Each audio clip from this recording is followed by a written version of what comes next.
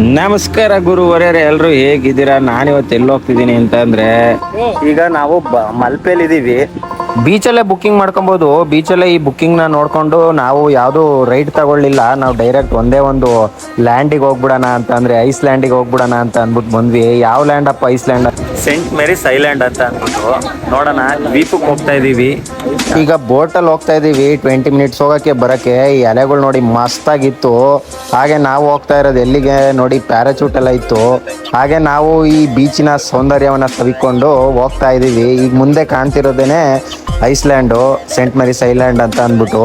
ಈ ಬೋಟ್ಗಳೆಲ್ಲ ವಾಪಸ್ ಬರ್ತವೆ, ವಾಪಸ್ ಹೋಗಕ್ಕೂ ಅಲ್ಲೇ ಇರ್ತವೆ. ಮಸ್ತಾಗಿದೆ ಮಾತ್ರ, ಕ್ರೇಜಿ ಗುರು. ಹೋಗ್ತಾ ಇದೀವಿ, ನೋಡೋಣ ಒಳಗಡೆ ಹೋಗಿ ಯಾವ ತರ ಇದೆ ಅಂತ ಅಂದ್ಬಿಟ್ಟು ತೋರಿಸ್ತೀನಿ ನೋಡಿ. ಐಸ್ಲ್ಯಾಂಡ್ ಅಲ್ಲೂ ಕ್ಯೂಟ್ ಮರಗಳಿದಾವೆ. ಊಟ ಬೇಕಾದ್ರೆ ತಿನ್ಕೊಬೋದು, ತಿಂಡಿ ಬೇಕಾದ್ರೆ ತಿನ್ಕೊಬೋದು. ಆಟನೂ ಆಡ್ಬೋದು. ಕ್ಲಿಸ್ಟಲ್ ಕ್ಲಿಯರ್ ನೀರು ಮಾತ್ರ ಮಸ್ತಾಗಿದೆ. ಯಾವ ದೇಶಕ್ಕೂ ಹೋಗೋದು ಬೇಡ. ಐಸ್ಲ್ಯಾಂಡ್ಗಳಿಗೂ ಬೇರೆ ಬೇರೆ ದೇಶಕ್ಕೆಲ್ಲ, ಮಾಲ್ಡಿವ್ಸು ಅಲ್ಲಿ ಇಲ್ಲಿ ಹೋಗೋದೇ ಬೇಕಾಗಿಲ್ಲ.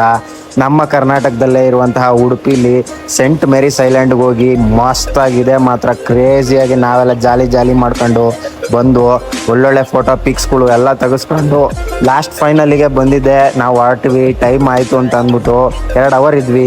ಬೇಸಿಗೆಗಾಲಕ್ಕೆ ಮಸ್ತ್ ಜಾಗ ಅಂತ ಹೇಳ್ತೀವಿ.